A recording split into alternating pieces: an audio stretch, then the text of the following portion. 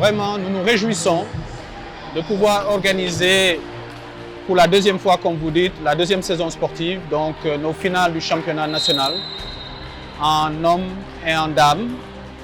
Et vraiment, nous constatons que voilà, nous sommes arrivés quand même au bout de l'objectif que nous étions fixés, à savoir donc partir dans un premier temps d'un maximum de régions qui peuvent participer à notre championnat national. Cette année, la particularité a été le tournoi Grassroots, qui a réuni presque toutes les écoles de volleyball sur l'ensemble du territoire national, de la zone sud à la zone centre, en passant par la zone nord et la zone ouest. Tous les enfants âgés de 8 à 11 ans ont joué. Et ceci, c'est dans le cadre de la préparation des Jeux olympiques de 2026 que le Sénégal compte organiser.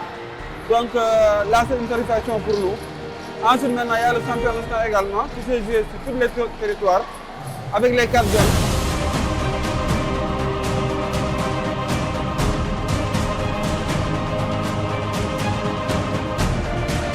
Au niveau des régions, il y a eu une baisse.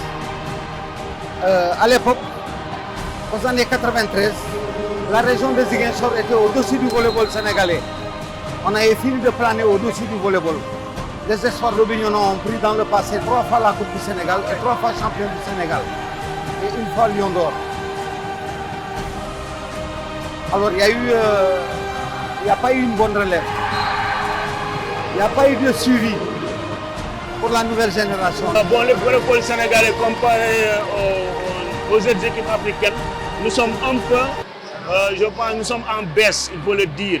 Nous sommes en baisse parce qu'il manque de moyens. Deuxièmement, il manque de compétition sportive.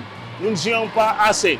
Il manque aussi une politique sportive qui fait que normalement on devrait avoir des sports de très haut niveau. Il reste à faire encore. On a un très bon niveau technique. Vous avez vu avec moi ce match féminin. Il y a eu vraiment de la technique. Elles sont encore jeunes. Donc d'ici 2 ans, elles seront au meilleur niveau. Elles pourront après aller à l'échelle nationale. Les clubs au niveau des régions ont besoin de l'accompagnement, de plus d'accompagnement des autorités et de plus d'accompagnement de partenaires au niveau local. Il manque trop de moyens. Parce que pour venir à Dakar, nous faisons 500 km et le transport coûte très cher. Nous sommes obligés de nous rabattre sur la population pour trouver les moyens pour venir. Les moyens manquent. Pour cela, nous avons besoin de renforcement de capacité de nos entraîneurs au niveau des régions. Nous avons aussi besoin de renforcer les capacités des arbitres ou, à défaut, faire des formations initiales, former de jeunes arbitres qui pourront vraiment venir entrer et essayer d'aider la fédération.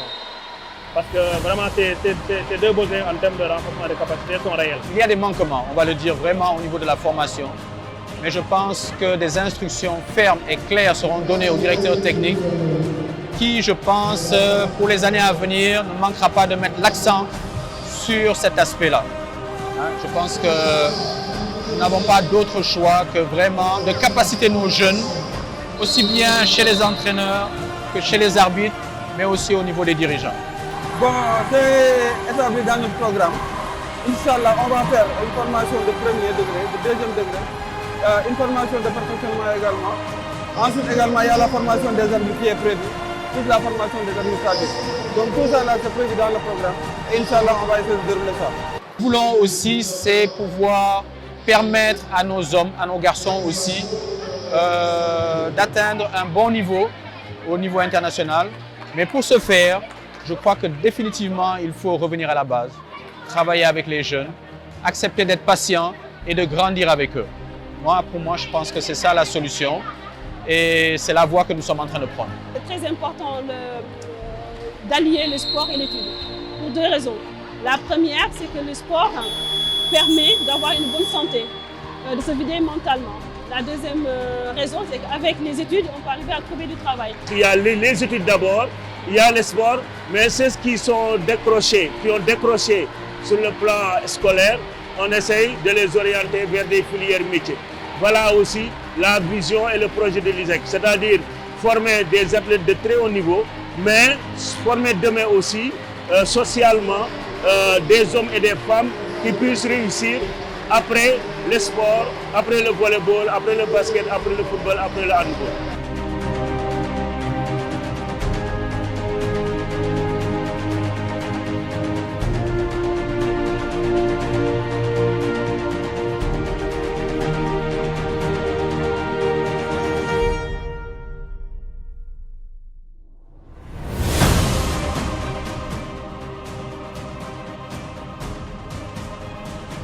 On est en train de voir ensemble tout le temps comment essayer d'appuyer du mieux qu'on le peut pour que le niveau du volley aussi, voilà, on veut mettre vraiment notre pierre à l'édifice pour que les choses aillent de l'avant. Par exemple, un jour, qu'on puisse prendre une équipe d'ici ou même de Bignona où j'ai commencé, de créer un tournoi en Europe et de faire des échanges. Parce qu'on a besoin de tout le monde. On a besoin de tout le monde, on a besoin de s'ouvrir, on a besoin d'échanger. Aussi bien l'Europe vers ici qu'ici vers l'Europe. Moi, je suis partie du Sénégal, je suis en Europe, et bien aujourd'hui, je viens de l'Europe pour venir au Sénégal. L'échange, c'est normal, c'est important. On est dans la mondialisation, globalisation. On s'ouvre. Comme j'ai dit, on a études sport métier. D'ailleurs, même cette année, entre le mois d'octobre et novembre, s'il plaît à Dieu, nous allons lancer l'Académie Isaac Sport à Gamboul, à 16 km de Kaolack. Et nous allons essayer d'avoir des joueurs dans tous les domaines sportifs. Par exemple, si vous prenez Djambar ou Génération Foot, c'est seulement le football. Mais chez nous, on va faire aussi bien le basket, le handball, mais surtout le volleyball. Pour que dans les années à venir, qu'on puisse former vraiment de véritables potentiels de très grands sportifs qui pourront aller en équipe nationale, qui pourront aller dans les grands championnats à travers le monde. Et nous avons... Par un soutien, le soutien matériel au niveau de la fédération, que nous faisons régulièrement depuis des années. Et puis maintenant, au niveau aussi de la formation. Par exemple, moi, au niveau de Bignona, j'ai créé une école de volley. C'est RGC, René Colli Volleyball Club, au niveau de Bignona, où on compte vraiment... Bignona a toujours été une ville de volley. Donc, on compte vraiment retourner à la base, à la formation, aux plus jeunes. Comme ça, bon, d'ici 3, 4 ou 5 ans, on aura de bons produits. Parce que les Jeux Olympiques de la jeunesse restent un objectif majeur pour la fédération et ça se passera en beach volley. Mais entre-temps, nous avons eu la chance de bénéficier d'un projet Wall to Win qui nous a permis vraiment de relancer le volleyball au niveau des petites catégories. Donc ça, je crois que c'est vraiment... ça a été très important et très intéressant pour la fédération. Nous voulons surfer justement sur ce projet pour essayer de continuer et surtout investir les écoles. Parce que pour nous, le concept de sport-études est déterminant.